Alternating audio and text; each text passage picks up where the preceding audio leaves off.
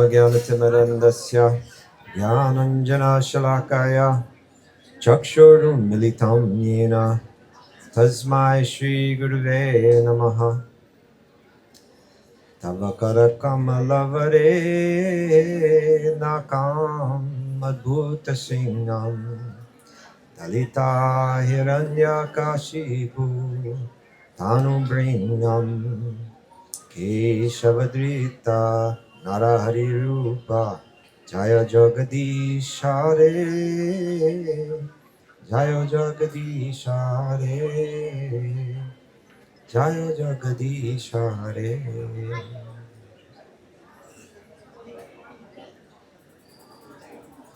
Okay, everybody. Good evening. Welcome to the Rishikesh Kirtan Fest Q&A session, where everyone is welcome to ask questions. This is our method, right? This is the method that's always been there in the tradition of Vedanta, in the tradition of yoga, you can say. All these books are questions and answers, yeah? So this is an opportunity to just do that. But it always begins with one question. Sometimes it's a good question. Sometimes it's a silly question. But they've all been nice. But we need one. Do we have one? I see a hand going up. Do I see a hand? Okay, in the back row.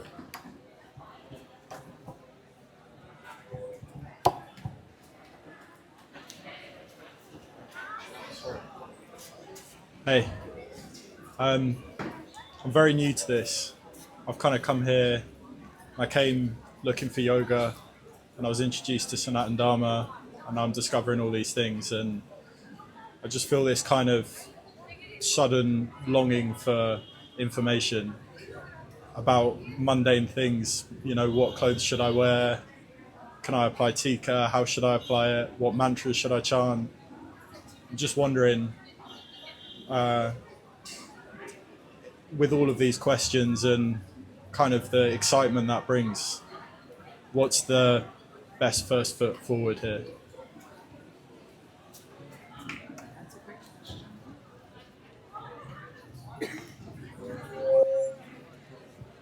Thank you. What's your name? George? Josh. And you're from Australia? UK. Okay. Josh. So Josh, I need to ask some questions. So you've come, you discovered Sanātana Dharma. There's something about it that's got you very interested. Maybe you could describe that a bit to me so that I just can understand a little bit more of like where you're going or where you want to go. Is that all right? Could I ask? Maybe tell me what is it that intrigues you? You mentioned that you feel like some kind of, I forget how you characterize it, but some kind of calling inside. Something's waking up. Is that what you feel? Something. How old are you? 22. Good age for things to wake up. Okay. Yeah, let's send the mic back and let's just give me a little more info.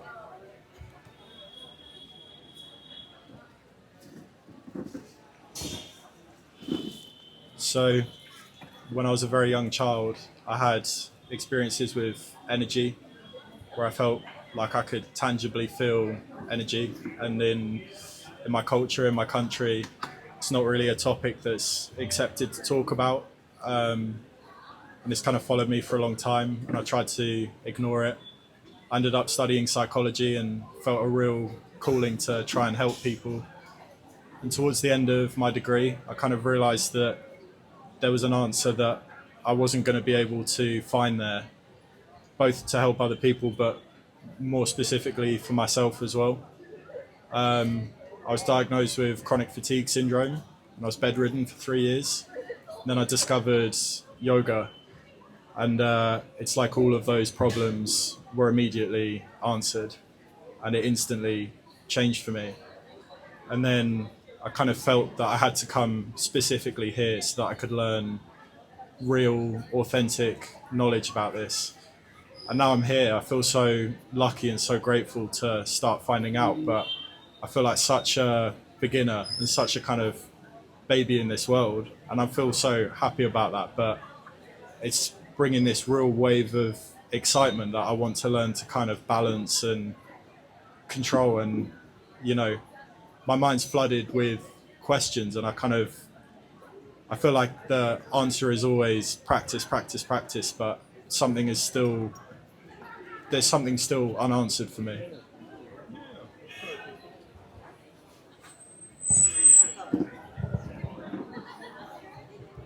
It's an interesting story.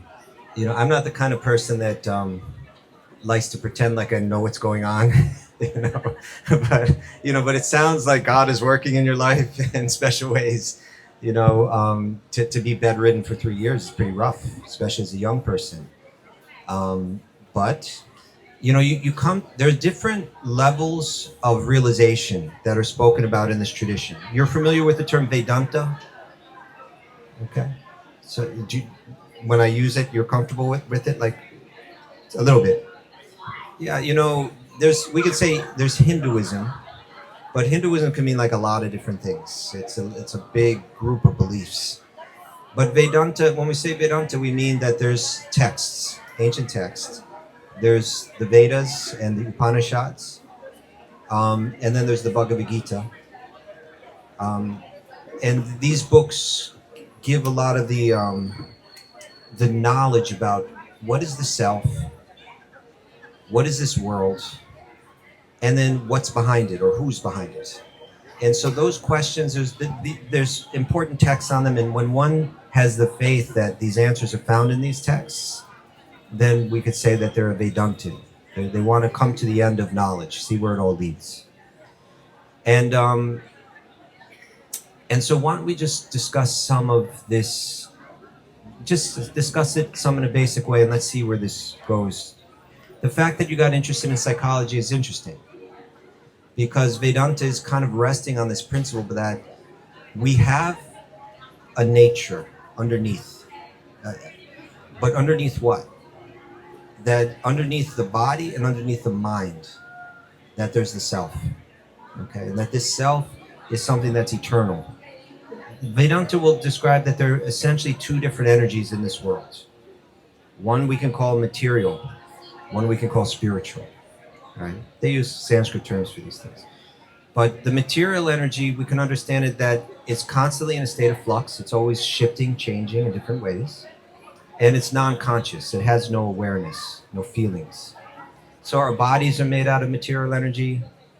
Our furniture and the ground that we're walking on. These non-conscious things, they're material energy. Now the Vedantins will say that even the mind is made out of matter, but it's very subtle. And then there's the self. The self is made of spiritual energy, and it's the exact opposite nature. It's not in flux. It can't be changed. There's nothing you can do to it. It's irreducible. You can't break it down. You can't break it apart. You can't cut it, burn it, slice it. It stays the way it is, and it stays that way eternally. It always has been that way. It always will be that way, and that's us, the conscious being inside. It's both non-changing, and it's also conscious. It feels, it perceives, and it's that self that is acting like a battery within the body, making the body come alive, and making the body, which is really dead, making it appear to be alive, animating it, and also perceiving through it, moving through this world, through this body. Now, it's said that the nature of the self is that it is eternal, sat, right? Eternal meaning it has always was, always will be, and also unchanging. Sat chit. Chit means that it...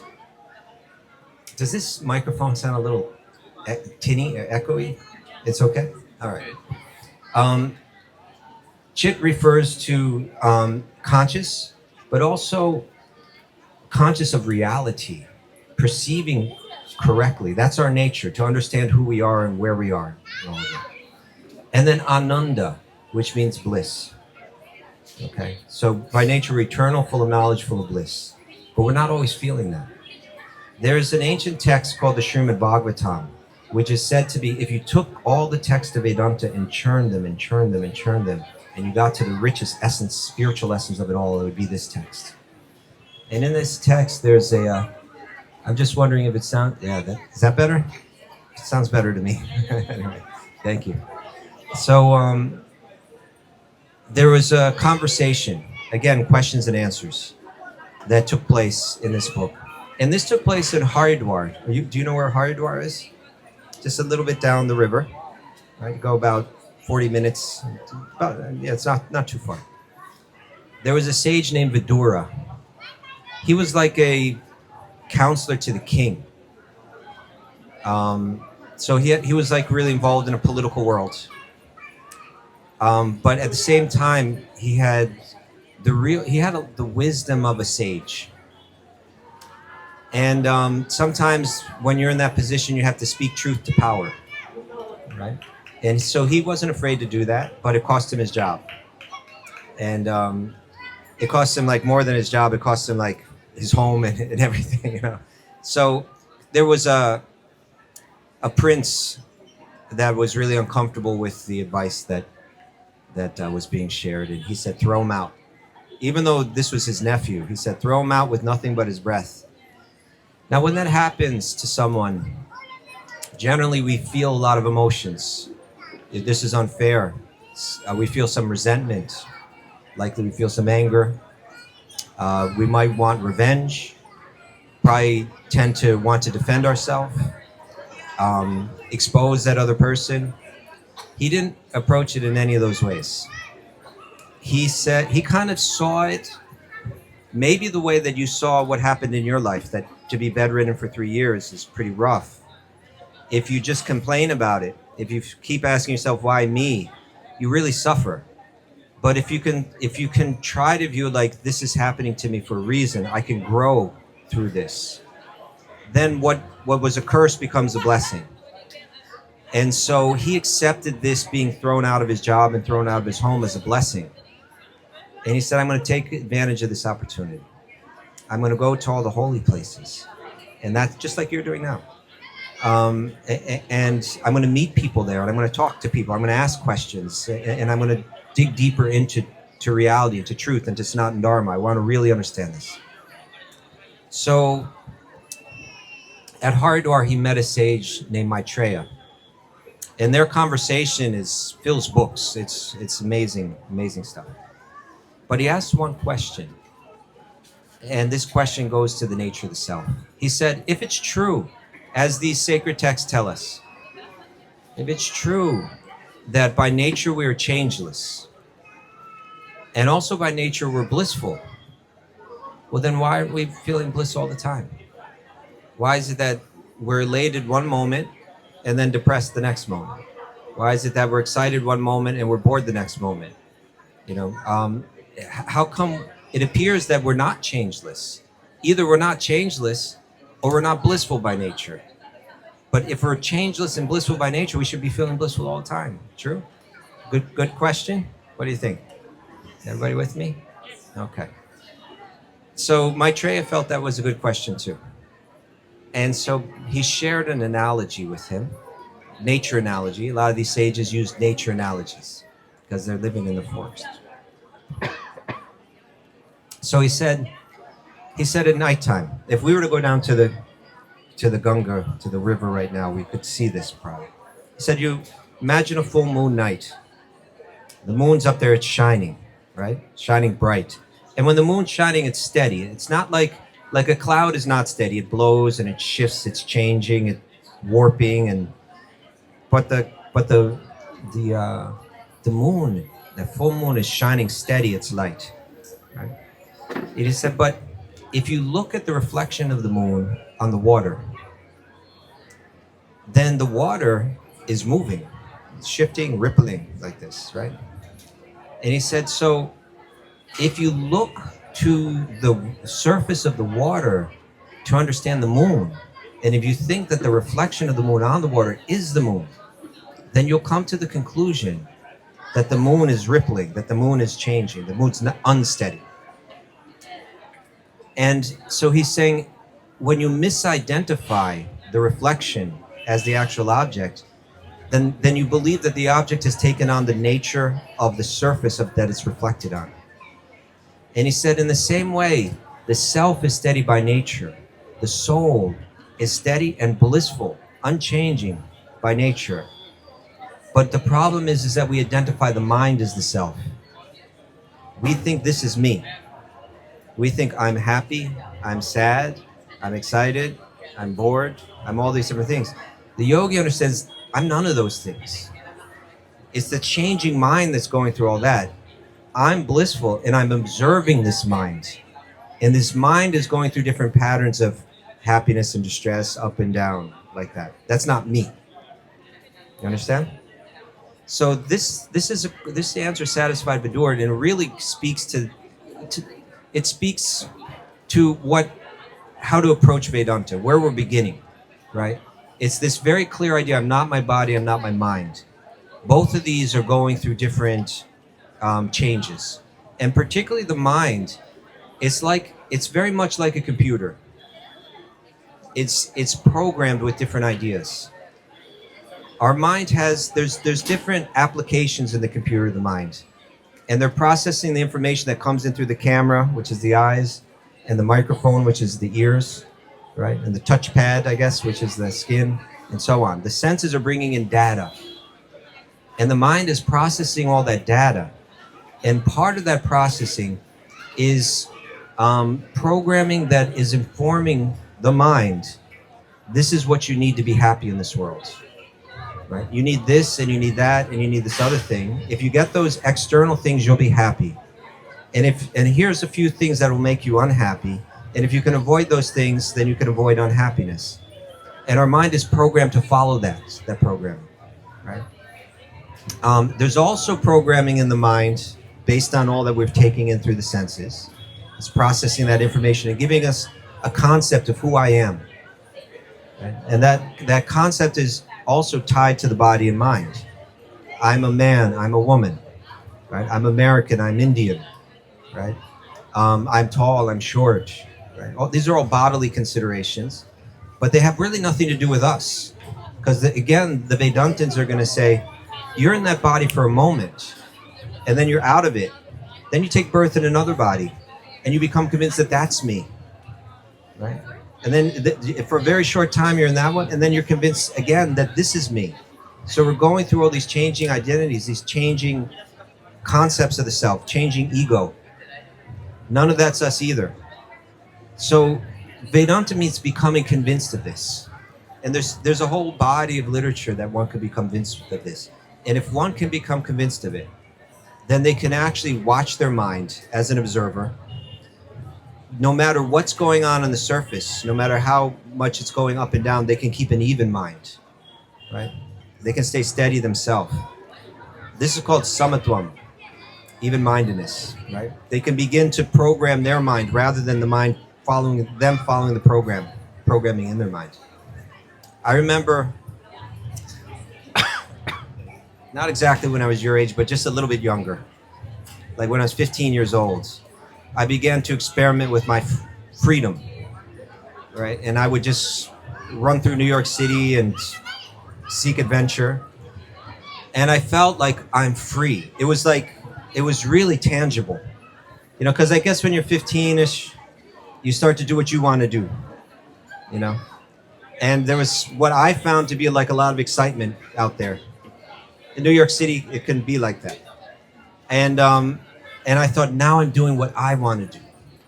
Now I don't have to listen to anybody else. Now I figured it out on my own, and I'm free, and this is exciting, and there's a lot to explore. Sometimes I walk through the same places that I was when I was 15 years old. And I can not only remember that feeling, but I can actually feel it somehow. Like it's inside me and I can taste it. It's very subtle, but I can feel that I'm free.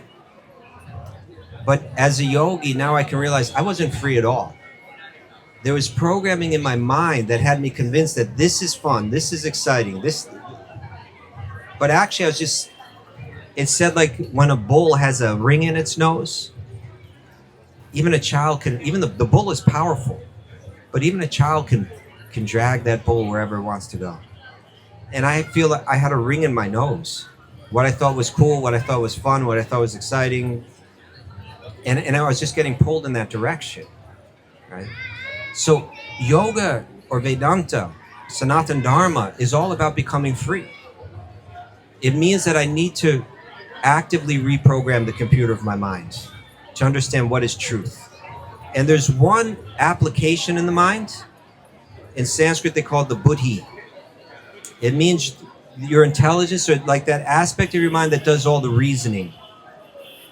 And if that application, if you download, just like if you have, like, say, ChatGPT, you can take that ChatGPT and then you can, like, download a book into your own ChatGPT, and it can use that information to process more information. So by reading these texts of Vedanta, by reading the Bhagavad Gita especially, and that's a good place to start, you know.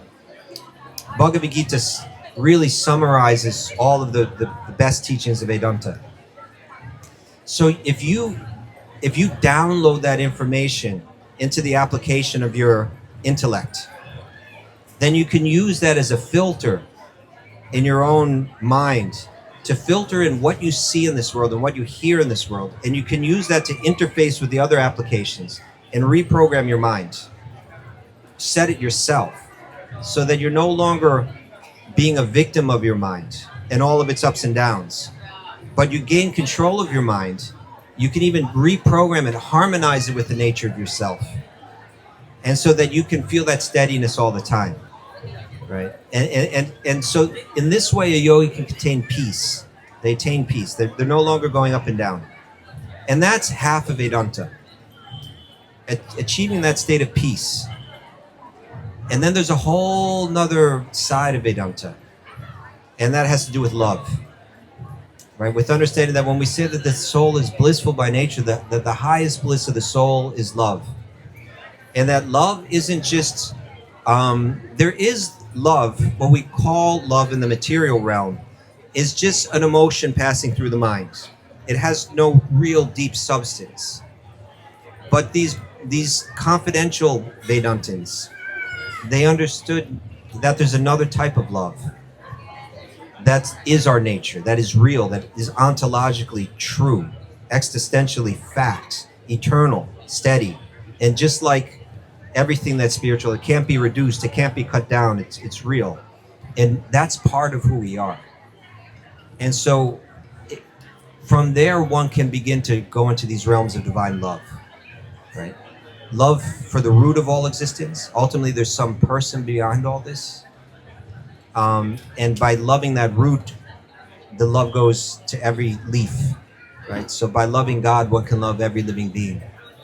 And this is what the deepest yogis are tapping into. It's called bhakti yoga, right? That when one can become like that, not only do they feel the steadiness or the peace, but there's the real bliss of life. And that's kind of the goal of it all. Does that all make sense? Okay. So yeah, I would recommend Bhagavad Gita. If the mind is like a computer and it's been programmed with all kind of information that's unhelpful for us, then the question is, how do we reset it? And that can be reset by bringing the mind to powerful spiritual content.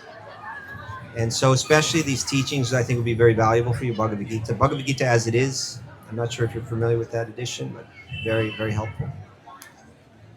And then this mantra chanting, which externally can seem like an ordinary thing, but this mantra is not ordinary. It's a sound of another nature. It's spiritual by nature. By bringing your mind to it, your mind becomes spiritualized. And there's other activities in bhakti too. But it sounds to me like you're courageous to come to India to seek this out. I encourage you to keep digging further. Is there anything else? Do you have thoughts on that or something else you'd like to ask?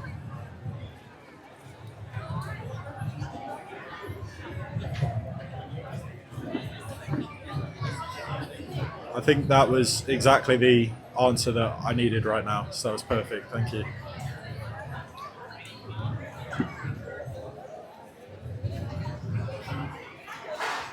If you'd like this kind of discussion, every morning I'm giving a talk here at 9 a.m. except on Monday, so not tomorrow, but all the other days. I have a friend that's teaching yoga, asana classes, and meditation at 8 a.m. And these are really exceptional too. So all this stuff is available. So while you're here, you're welcome to join in. Thank you. Thank you, Josh. Okay. Great way to get it started. Any more questions out there? Yes, sir.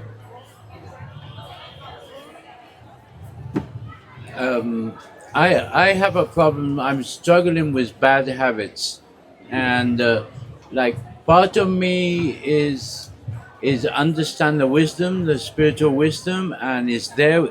My mind is there, but I have a trouble struggling with my body, in the sense that I don't know. My body is very rebellious. So when I try to put my body through a healthy routine, it goes totally the opposite. It goes worse. And every time I try to push it into a healthy, there's part of me that I could say auto-destructive and very strong in there. And I'm trying to, in a way, I say, okay, I'm accept that I'm addicted to. I start from accepting I'm addicted. Like I'm a patient says to cigarettes, and I just can't. Every time I try to quit, I do it worse, and I'm in that struggle, and sometimes it really frustrates me. And could you give me any advice in that sense?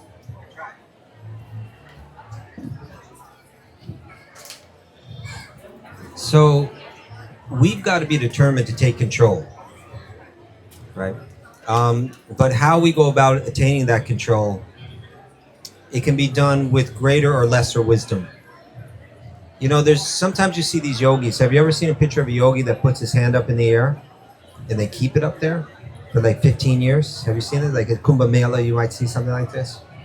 And you can ask, what are they doing? What does that have to do with yoga?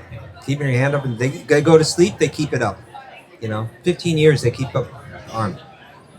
And I have a way of understanding what's going on there. I've never read in any of the ancient texts that one should do this practice. I don't know exactly where it came from, but I think I can understand what they're trying to do.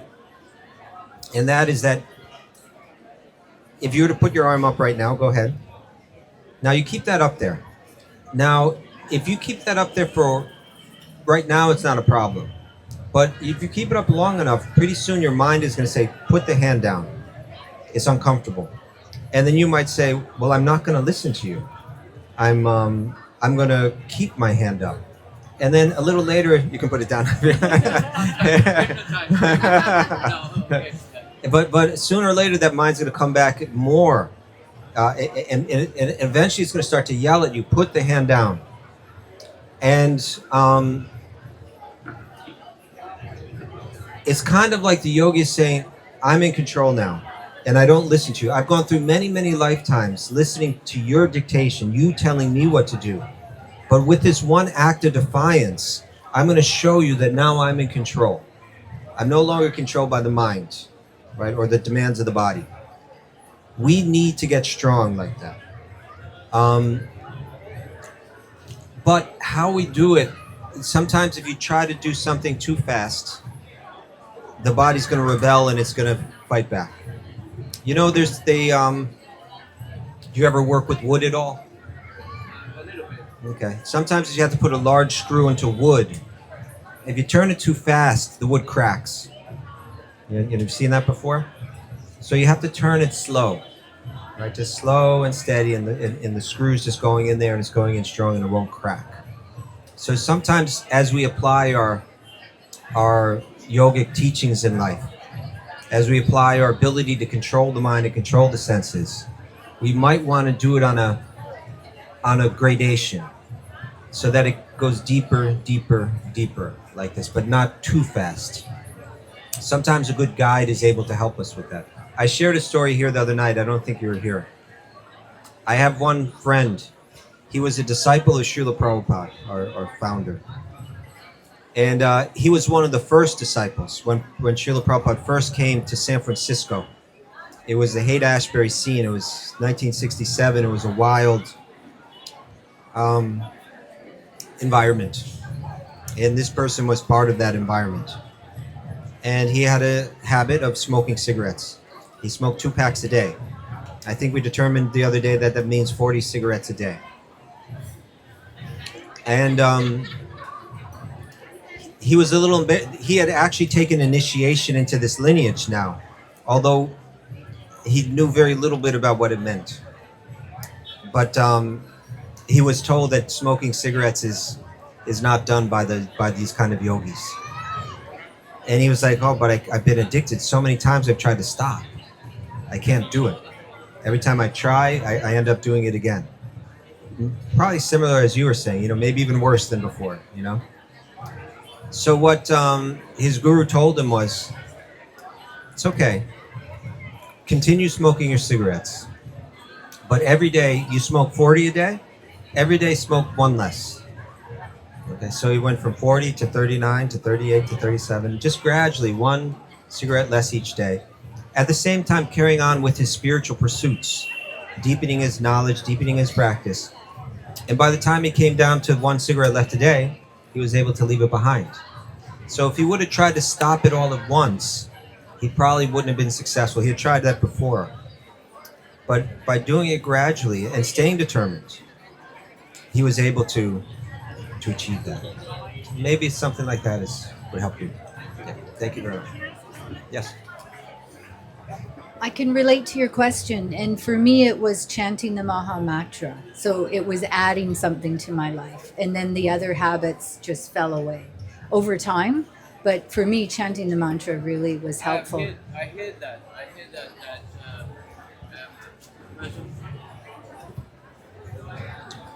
I was talking to Swami the other day, and about this, and he was advising me about the mantras. Sometimes our unconscious mind is manipulating through karma. He said it's got to do with your karma too. The tendencies of doing not natural things, and chanting eventually helped him change a lot of things, So yes, I have faith and looking forward to practice more and advance in that sense. Thank you. I also had similar experiences too. Yeah. Thank you.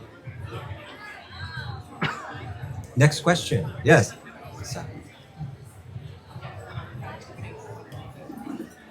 We discussed in class, in your morning class, to live really with your true nature. So how do we know that we're really living in our true nature? Is there any signs of success that you're really living in your true nature?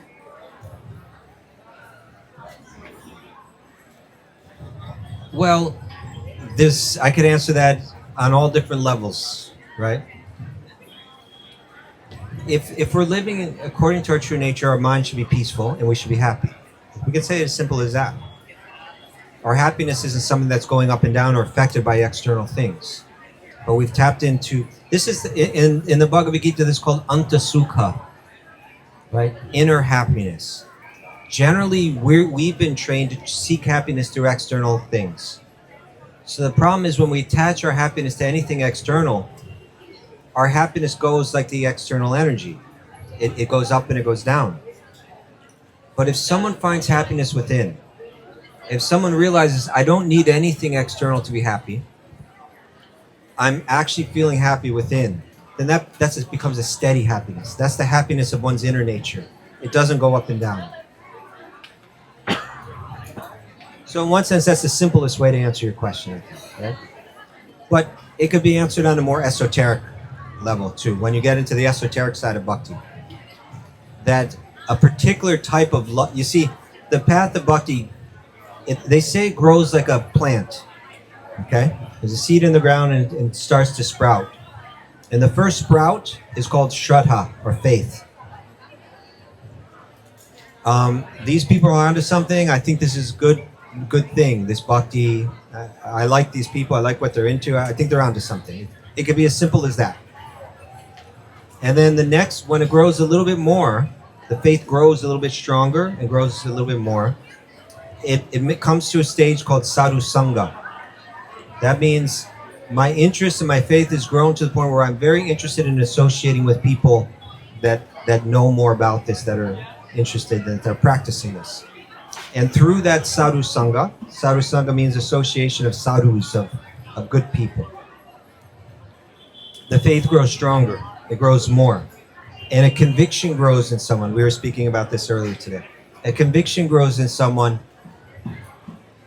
You know what? I get it now.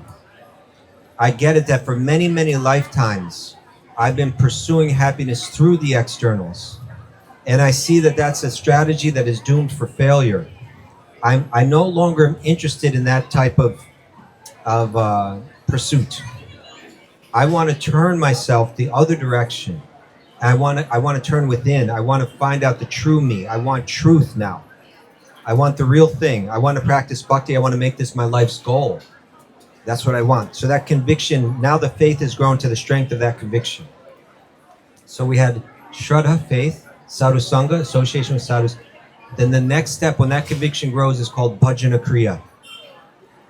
It means, literally that means you become purified through your practice of worship. And that's the stage where someone will begin to take guidance. I want to practice this in the real way. I want to be guided by someone who's mastered it. I want to hear their instructions and begin to apply them in my life. And so then one takes up that practice. And if one takes it up sincerely and is blessed, then one passes through the next stage, which is called anartha nivritti. That your lower nature begins to fade away. Your anarthas. Artha means something that has value. Anartha means something that has no value. Anartha nivritti means letting go of everything that doesn't have any value. My lust, my greed, my anger, my confusion, all of these different things, with my anxieties, my resentments, we're letting go of all of that. Right? So now on the strength of your practice, because you're tapping into what's real within, you're letting go of all the external things become less important, and you're letting them go. Anartha nivritti, right? Now the plant is growing up. It's starting to get a little bit, it's looking like a real plant. It's getting a little strong now, right? And then the next stage of the maturation of that faith is called nishta. Nishta means steadiness. Now you're practicing and it's strong. Your spiritual focus isn't going up and down into different places anymore. It's become strong. Your conviction has become really strong. And you're engaged in this practice without distraction, without going through good days and bad days. You're steady. Steadiness is what it's all about. That leads to the next stage, is called ruchi, taste. Now all those practices that you may have been doing because you knew it's the right thing, because you know it's good for you. I'm going to wake up early in the morning because I know it's good for me. I'm going to do this meditation practice because I know it's good for me.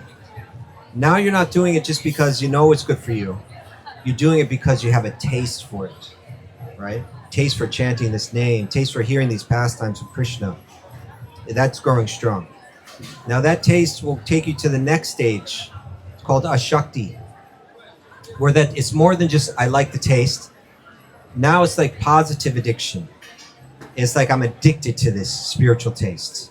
I'm losing interest in everything. This is the real thing. I'm tasting it and it's incredible, and I'm really. Yeah. Now the next stage is called bhava. And bhava is where you've almost achieved the goal. It's kind of like the fruit on the tree, the little bud or the sprout of the fruit is starting to open up. Right? And what is the fruit? It's the fruit of divine love, of prema. Right? So when you hit bhava, wonderful things start to happen.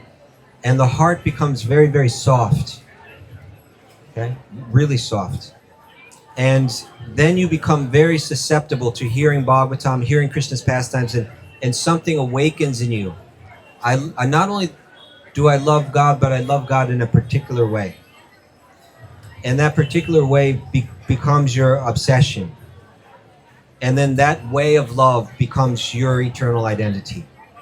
So your question from the beginning was, how do we know that we're living according to our own nature? And in the esoteric way, that's when you feel I love God in this particular way and it's manifest in you, then you're fully living to your full nature. So that's an esoteric. The first one was kind of, thank you. The first part of the answer was kind of like the, what's the word I'm looking for? Not confidential, but the opposite. Conventional. It's kind of conventional Vedanta, finding that peace. But this is the confidential side of bhakti, the very deep esoteric side of bhakti, and those feelings for us. Thank you. Okay. Such good questions tonight, Gaddy. Yes, sir, in the back.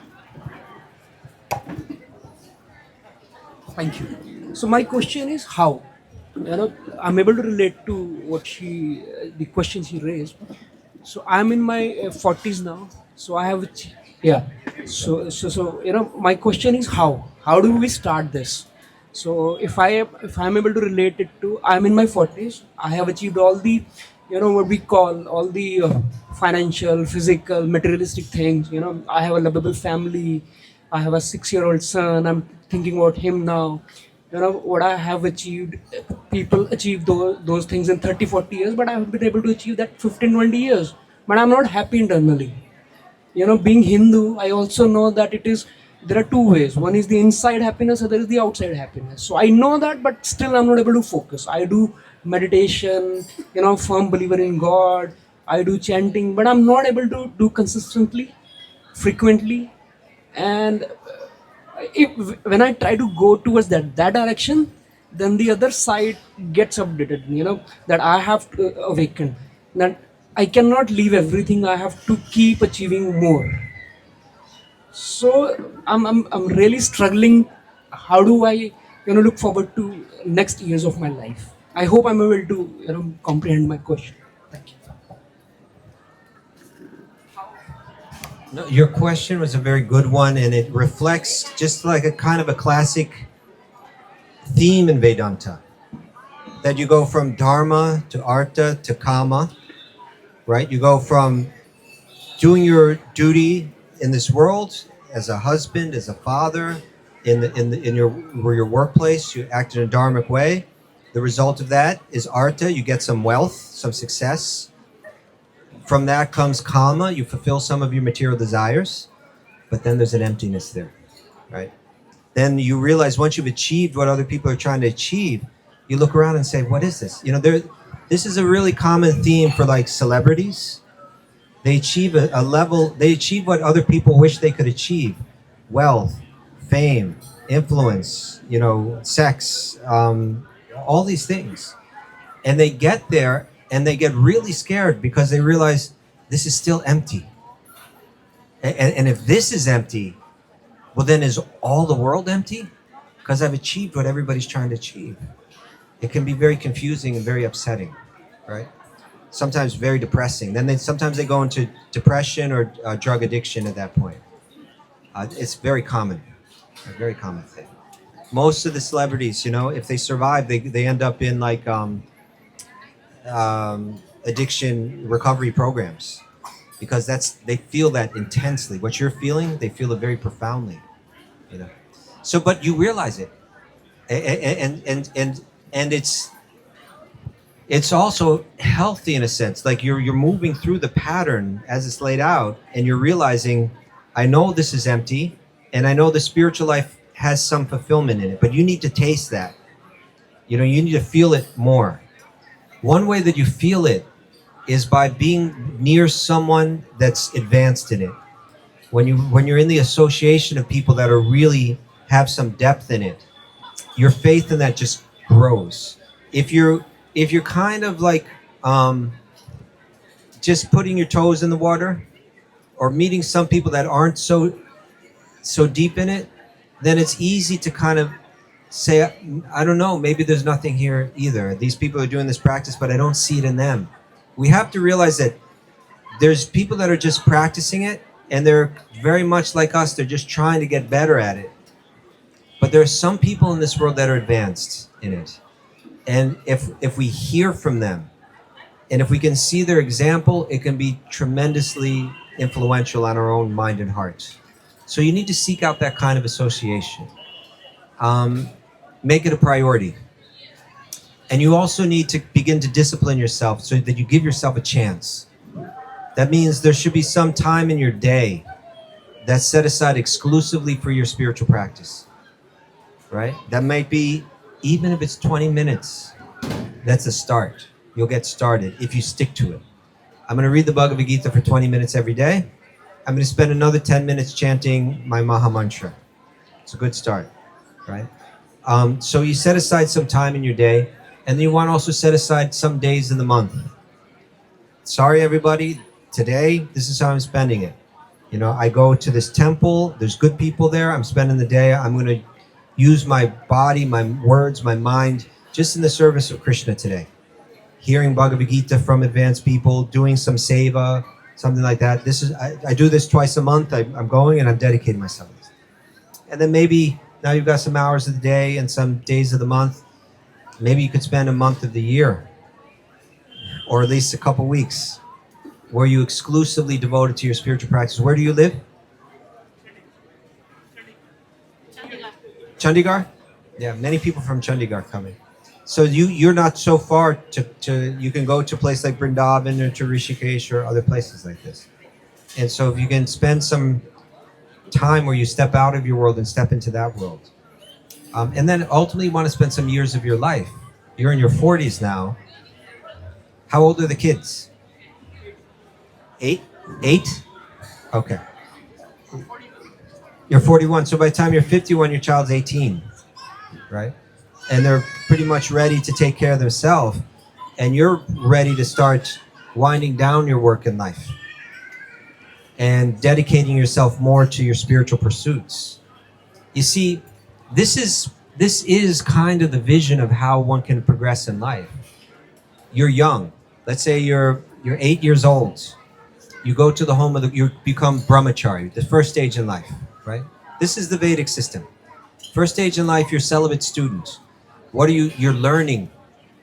You don't have to make any money in the world, but you're serving the guru and learning what it means to be a gentleman, learning Vedanta, the basics of it, learning the truth about life. But you don't know anything because it's all theory. You haven't experienced life, right? But then when you reach, your upper teens, then there's talk about getting married. And so you move into the next stage of life, from brahmachari to grihasta, married person. Now, married life is where you do taste the world. There's sex, there's children, there's work, money, home. All these things are like a whole other world. This is where it's in these places that the self is searching for happiness in externals. It can be a time where one really loses touch with their spiritual life if one's not careful. But it doesn't have to be that way. It can be, the Dharma continues. Now, when I had no responsibility to make money as a child, or as a student, now I'm the money earner in society. I work in the world. There's going to be competition in that world. There's going to be ups and downs in the workplace. Sometimes success, sometimes failure. It can create a lot of anxiety. And then in the relationships in the home, sometimes there's great bliss. Sometimes there's great pleasure in the home. But sometimes there's tension. Sometimes there's anxiety. There's nothing like the joy of children. But they also bring a lot of anxiety into life. You're always worried about them, right? And as they grow older, then they start to get a mind of their own, and that can really wrench the heart in all kind of ways, right? So there can be a lot of anxiety, sometimes even tragedy, that comes in our lives. So the husband and wife together, now you read about how this material world is up and down all the time when you're a student. You're still reading those books, but now you're actually experiencing the ups and downs of life. And the husband and wife, as they're growing older, they've had the children, they've bought the home. You know, there's something to making money and buying your own home, designing it the way that you want it to be, finding your own comforts and all this. These are the pleasures that we seek in life. But if, as we go through this, husband and wife together, if they're reading these texts, if they're associating with more spiritually advanced people, if they're contemplating this knowledge, then what's happening in you happens. The husband and wife can say, you know what? We've enjoyed life. We've enjoyed each other. We've enjoyed the children and the home. And we also realize it's been full of anxiety too. So we've tasted those things, and we know that there's something more to life. And maybe we wouldn't have known it so much if we hadn't gone through all this. But we've gone through it, and we've looked at it through the lens of Vedanta. We've looked at it through the lens of truth. And now we know we can get more serious about our spiritual life. And so for husband and wife together, they can move into that next stage. When the children are grown, now they take over the business. They should be taking care of the parents now, right? And the parents' needs are becoming very simple. They can retire at 50 years, you know, ideally. And they can take up their spiritual pursuits, reading the text, chanting the mantras, visiting the holy places, associating with sadhus. Now this becomes their life, right? Now you're in the next stage of life, vanaprastha, right? You're letting go. You're letting go of sex. We did that. It was great. It could only go on for so long. We're not fighting to try to keep it alive, embarrassing ourselves and just creating anxiety in our own minds. This is what everybody in the Western world is going through. You know, you're married and you're all sexually attracted to each other when you're young, and now you're getting older and you're worried, but isn't this the real taste in life? But it's slipping away. And what are we going to do? Then they go through the midlife crisis. You know, maybe I'm not enjoying life as much as I can. Maybe I need some other partner. Maybe I need a new car. I got to buy new clothes. The marriage breaks. It's silliness. They're not moving in harmony with nature. We're growing older now. We don't have to maintain it. We can let it go, right? And that gives us so much room for the spiritual life, right? At this point in life, you've let it go. It's not hard to let it go, because you've really seen and felt that with all the material pleasure comes material anxiety. You know it now. It's not just theory. You know it, and you're able to let go. Now you're reading your Gita. Now you're chanting your mantras. Now you're visiting your holy place. This can be your life. You know, you can be working towards this. So in 10, 15 years, you're there, right? And then that stage of life, you know, again, in the Western world, that stage of life is what everyone's afraid of, growing old. But on the spiritual path, this is what you're waiting for. Now everything's opening up, you know? I have the time and the space.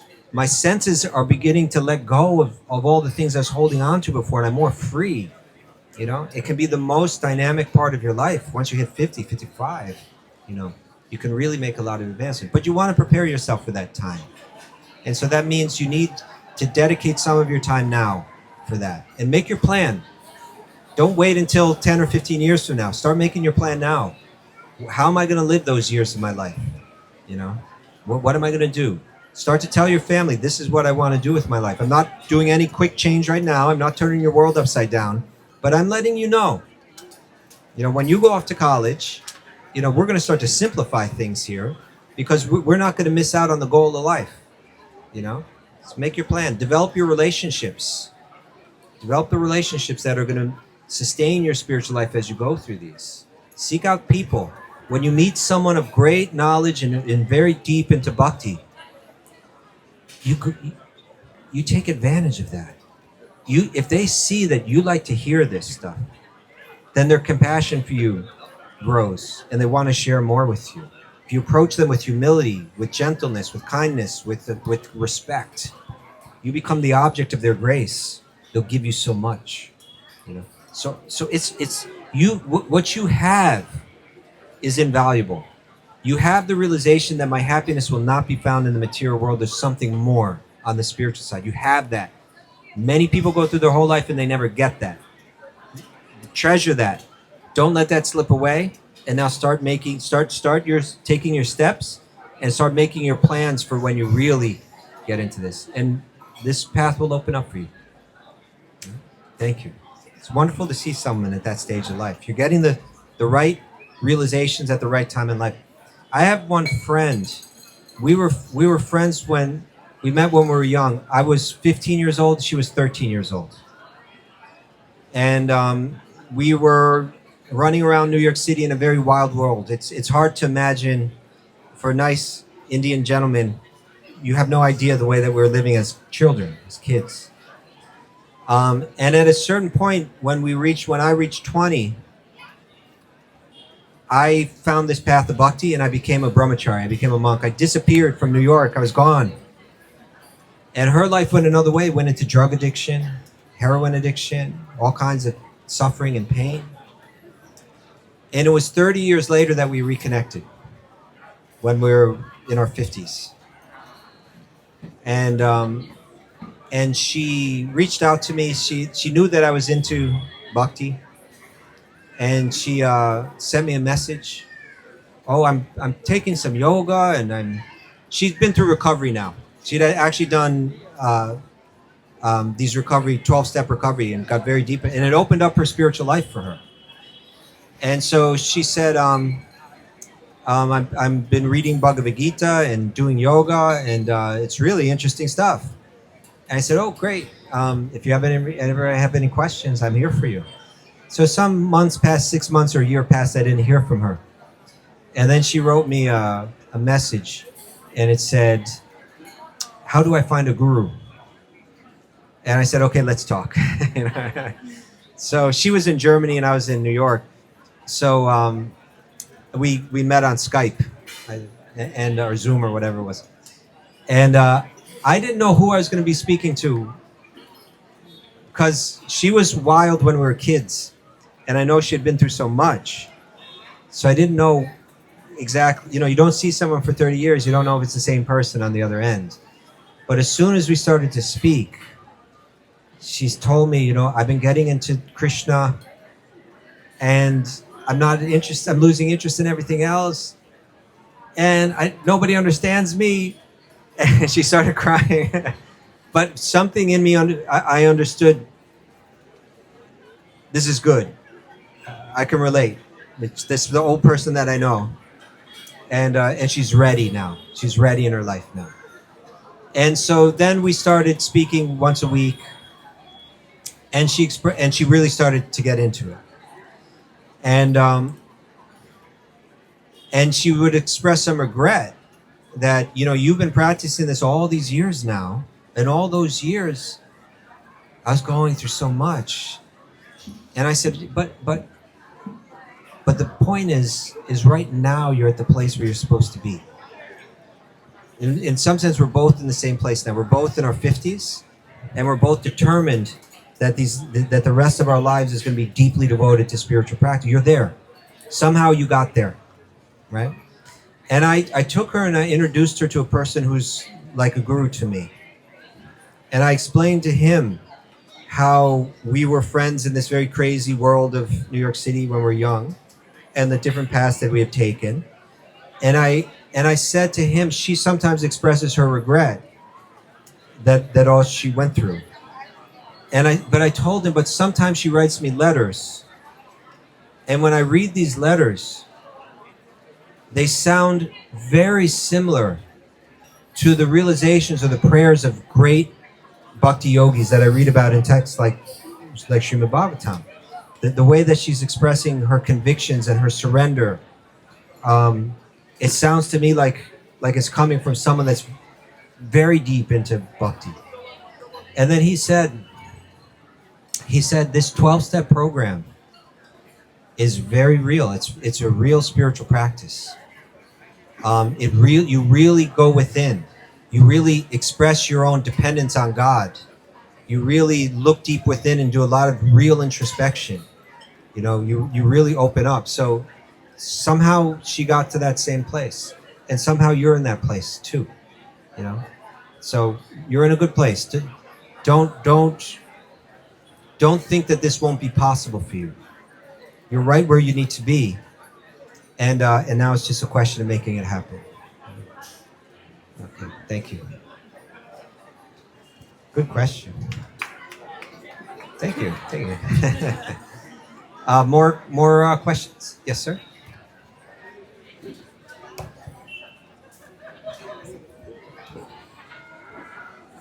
I wonder how our happiness connected to world peace. I heard that many Indian children can't get enough education. So how our happiness influence the world happiness? Happiness, or our happiness, how our happiness connected to world peace. Yeah. Thank you. You want to see if you can open up Blackout? Blackout. So, no, this is a very good question. You know, there's a lot of tension in the world right now. And it's different. I've been practicing bhakti for 40 years. And I've seen attitudes change towards bhakti over those years, or towards spirituality over those years. We're in a different place now. People have different filters, different triggers, the way that they see things. So nowadays, people are very concerned about what they call spiritual bypassing. You've heard this phrase? It means I'm concerned with my own spiritual experience. This is the way it's often interpreted now. What it used to mean originally was that I'm not really doing the internal work of I'm dressing like I'm spiritual and I'm talking like I'm spiritual, but I'm not really doing when I face something dark within myself, I don't confront it and deal with it. That was the original definition of spiritual bypassing. And nowadays, I think people have kind of altered the meaning of it a bit. So where it means I'm into my own spiritual path and I think I'm a special person, and I'm ignoring all the injustices that are around me. So there's horrible things going on in the world and I'm bypassing them in the name of spirituality. Okay? So I'm going to my yoga class and I'm chanting some mantra and I'm wearing some special bracelet and I'm walking around as if I really understand the world. But meanwhile, there's suffering going on and you're totally aloof to it. You're spiritually bypassing. This is a big concern on people's minds nowadays. And so sometimes they'll say phrases. We have to think carefully about this. They'll say something like, if you're not part of the solution, you're part of the problem. Have you heard that before? Right? If you're not working against all the injustices in the world, then you're causing the injustice. So you need to fight against it. Now, people aren't necessarily so adept at knowing how to fight against it. There's a lot of horrible injustice in this world and we feel helpless to actually change it. But there's a social pressure that why aren't we doing something about it? And if you're not part of the solution, you're part of the problem. So generally what people do is they write stuff on their social media page. And a lot of times what they do is they criticize other people for not doing enough on their social media page. Right? So sometimes it just gets messy and we're just fighting with each other more and more. And we're just getting more and more polarized and just causing more suffering in the world. Now, I'm not criticizing anyone's intention, but I'm just saying I think sometimes there's a lack of depth, a lack of wisdom there. Sometimes we're not getting. It's like they're saying, why aren't you treating the symptom? Really, what we need to do is get down to the root. Get down to the root of the problem, right? If we were all actually deeply spiritual, if we were all really deeply in touch with our own nature, we would naturally feel compassion for every living being. We would naturally operate in such a way where we cared for one another, you know? Maybe we could open that one up later. But you have this one here? Now, do you have the whole thing this time? Oh, look at you. On it. I want to read you, I read this maybe a week ago here. This is a quote from someone from a different spiritual tradition than the Indian spiritual. Well, it's a different kind of Indian spiritual tradition. This is the Native Americans. You're familiar with the Native Americans? They call them Indians, right? You know a little bit about that. Okay. So there's many tribes and they're all like different nations, but they have a deep spiritual tradition as well. And my belief is through their own path, they've come to realize a lot of things that the yogis in India spoke about. Okay? In other words, they both had sincerity in their practicing of spirituality, and they both began to understand the same things, even though they weren't talking to one another. Okay? So I want to read you something that this one Native American said. His name was Black Elk. Do you know what elk is? Elk is like a deer. Black Elk was his name, like black deer. Okay? This is what he said. He's talking about peace, like you asked about world peace. Right? So he's saying that he's examining peace and how it takes place in 3 different spheres. You understand? In 3 different environments. Peace within oneself, peace within one's community, and peace between different communities, like between different nations.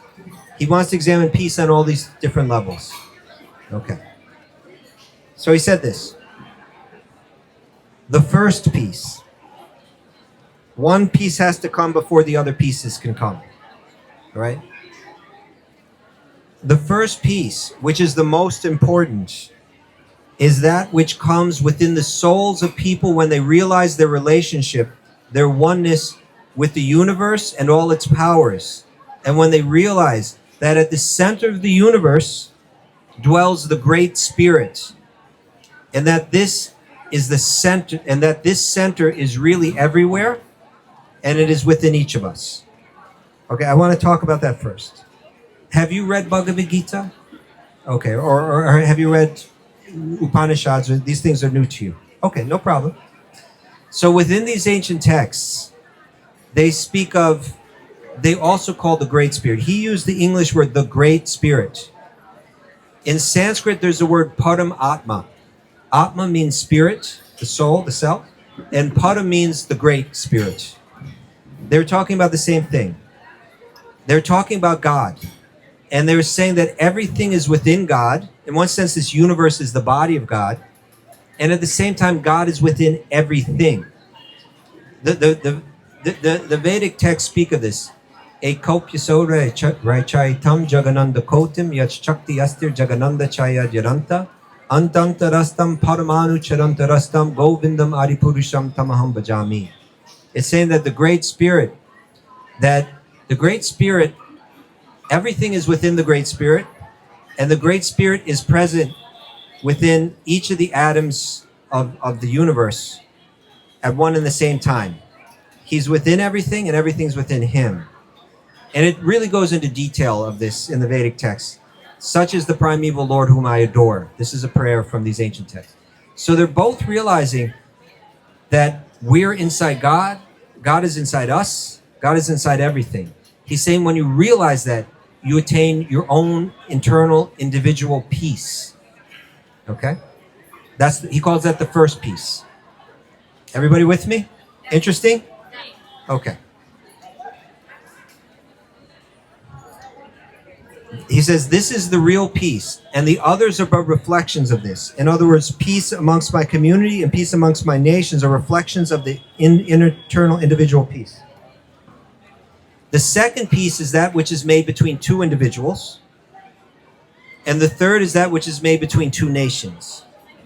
But above all, you should understand that there can never be peace between nations until there is known that true peace, which, as I have often said, is within the souls of men. Okay? So he's saying, what if, rather than pointing our fingers and saying, you're not fighting injustice, you're not fighting it enough, you didn't write this on your social media thing, I hate this group of people, I hate you too, and making more and more enemies and more tension. What if we all decided together that we're going to go within we're going to realize something deeper about the self. And when I realize myself, I'm going to realize you're just like me. I'm going to realize, when I realize that I'm not this body and I'm not this body, if I think I'm this body, well then, yeah, I'm black and you're white. I'm American and you're Indian. I'm man, you're woman. I'm this, you're that. But if we realize that we're not these bodies, then we'll realize that there's a oneness in all of us, that we're all made of the same spiritual energy. We're all eternal. We're all by nature eternal. We're all by nature full of knowledge. We're all by nature full of bliss. I'm made out of the same energy that you're made out of. And the externals are constantly changing. The externals are less important, therefore. They're less significant. Let me realize my own connection to God. Let me realize my own spiritual nature, and I'll see it in you. And if you're feeling it in yourself, then you're going to see it in me. And then after we have peace inside, we're going to be able to have peace between two people. And then if we can all realize that as a group of people, then we can have it between nations. So what he's saying is, search out that spiritual understanding within yourself. Feel God within yourself. See God everywhere and within everyone. Without that, we can keep trying to have peace, and we're never going to have it. Without that, we can clean all the rivers in the environment, but if we haven't found that, we're just going to pollute them all again, because we haven't found that inner peace, right? So I think that a lot of people right now might accuse Black Elk of spiritual bypassing, because he's saying, I'm going to go within and find something within myself. Well, why aren't you doing something right now? Because we're never going to be able to have peace unless we have our own inner peace. And so that's what this can do for world peace, in my mind, right? It doesn't mean that we put everything on the back burner until we've achieved this. We can still act as instruments of compassion in this world right now. But if we're not busy trying to find this internal spiritual peace, trying to find God within ourselves and God within everyone, then whatever our efforts are, it's like you're trying to clean something and it's just it's dirty again immediately, right? Whatever you fix is immediately broken again. So I feel that it's essential that we all get this Atma-gyana, knowledge of the self, that by trying to understand this, trying to see that it's not only my spiritual tradition, this is what your spiritual tradition is about too. And this is what your spiritual, if we go to the depth of Hinduism or Sanātana Dharma, if we go in depth into the Native American practices, if we go into depth into Christianity, into Islam, into Judaism, into Buddhism, we're going to find this there in all of them. Right? If you really go into it, not just on the surface level, but you go into them, you'll find that it's there in all of them. Right? So let's search for that within ourselves, and let's search for that together. Without that, not a lot of hope for peace. And those are the cycles that we're stuck in now. There's got to be a revolution, but that revolution has to be a spiritual revolution, or it won't have lasting effects. That's my faith. Thank you. Very nice question. Oh, and there's one more thing I want to read to you. Prahlad, the prayer. There's one prayer that one of the great bhakti yogis spoke. I'll read it to you now. This was spoken by, well, I don't know if he was a boy when he spoke it, but he became famous as a deep spiritualist as a young boy. Then he became a world leader. But it's like this. He says, may there be good fortune throughout the universe, and may all envious beings be pacified. Here, envious means like hostile. May all hostile beings be pacified. May all living entities become calm by practicing bhakti yoga. For by accepting devotional service, they will think of each other's welfare. Therefore, let us all engage in the service of the Supreme Transcendence, Lord Sri Krishna, and always remain absorbed in thought of him. Now, whether we call God Krishna, that's not the important thing. But the important thing is there's one God, and that's God for all of us. And that God is within the heart of every living being. It's within me. It's within you. And if we really try to find that, we're going to start to treat each other well. We're going to start to care about one another, right? And then there's some hope. Thank you. Sir. I was walking by and I heard a comment, the Yeah, I was walking by and heard your comment about the Native Americans being very close to yogis or something like that. That's a very interesting. I kind of thought that in the back of my mind. Can you elaborate on that? Like, what are the practices or what led you to make that comparison? I'm not at all an expert on Native American teachings, but what I was commenting on was what I just read. I don't know if you heard me read it. But you see, again, and I'll say it again. In Sanskrit, there's a term that the yogis use called Param Atma. Param means like the high or the highest or the great. Atma means the soul or the spirit. And they say that this Paramatma is Lord Vishnu. And that Lord Vishnu manifests in this universe on 3 different levels. This is really far out stuff. But it says that unlimited universes come out of the body of this Lord Vishnu, like bubbles. And then they go back in over the course of an incredibly long amount of time, which for him is only 1 breath. Okay. Then they say in each universe, from him is born Brahma, the creator, the being that's given the power to create the universes, the planets, the solar systems, the species. So first the universes come out of him, then he enters into each universe. And then within that universe, when all the living beings are created, he enters into the heart of every one of those living beings and into every atom within the universe. So he's in everything. At the same time, everything's in him, this great spirit. And that great spirit can be found within one's own heart.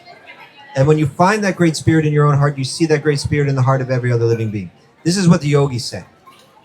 Now, what I'm saying is that this Native American Indian, I'm sure he never read those books. He had his own spiritual practices. He had no contact with this information. But he had the same exact insights. Not necessarily that there are millions of universes, but he said that there is he used the exact same term, the Great Spirit. And he said that the Great Spirit is in all of us, and the Great Spirit is within everything, and that we are within the Great Spirit. He said all these same things. Somehow he came to the same exact understanding about something that we can't see with our eyes. Somehow he had an internal intuition to call it the same thing, the Great Spirit. So how did he get that? He must have been doing some spiritual practice.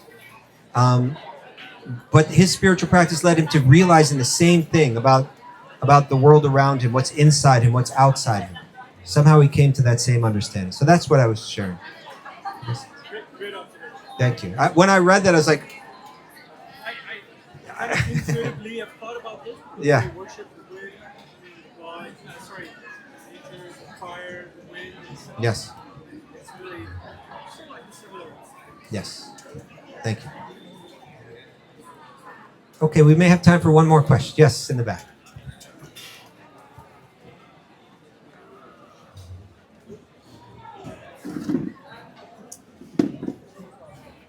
So I arrived from the Hawaiian Islands less than a week ago. The area that I live in has some of the cleanest recorded air in the world for some years. Some of the cleanest recorded air in the world for quite some years. And so I guess today I've been experiencing some like severe reactions to the air quality. And I was thinking earlier that I know being here and having this association with devotees is more important than this bodily experience. But also my mind is troubled by it, and knowing that I can also find this association somewhere where the body wouldn't be experiencing that. And so today I've been in this back and forth thing, and I spoke to one of the elder devotees earlier about this as well, and he also affirmed that same thing, that being here is more important than living longer, or what this body is experiencing. So I was just wondering if you had anything to share about that.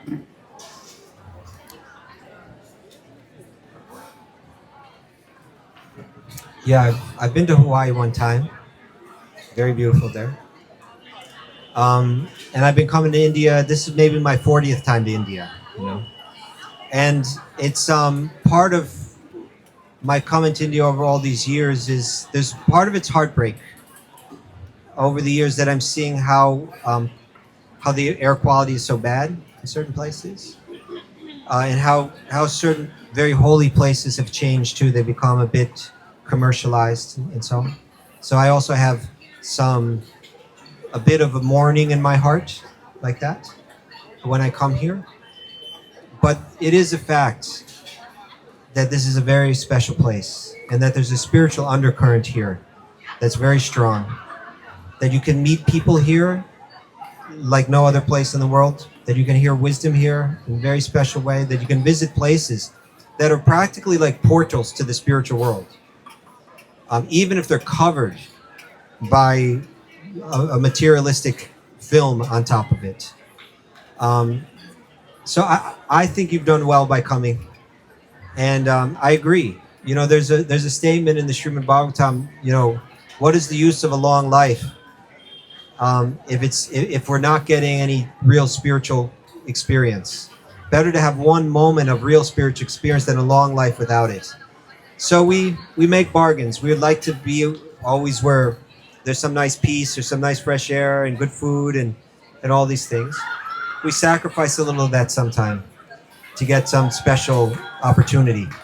And I think you've done well. You've come a long way to find it. You're practically on the other side of the earth. You know, to Hawaii is about as far away as you can get. You know, you've come a long way. So I encourage you to make the best of it. Certainly now that you're here, you may as well. You know, but I also like to come here regularly. You know, it's been a real important part of my practice. You know? I think you'll be glad that you did by the time you go back. Thank you. Thank you, everyone, for a wonderful evening. Really nice to spend this time with you. As always, if you'd like to get more of these classes, speak to Gabriella here. She'll hook you up with them. I also do a podcast called Wisdom of the Sages. There's over 1,700 episodes, so a lot of content there. Please take advantage of the classes. I do a class every morning at 9 a.m., except for tomorrow. Mondays we don't do. And wonderful yoga classes at 8 a.m., except for Monday. Wonderful prasadam, wonderful kirtan. And we still got a couple more weeks of this. So I look forward to spending more time with all of you. Thank you all very much. Hari Om Tat Sat.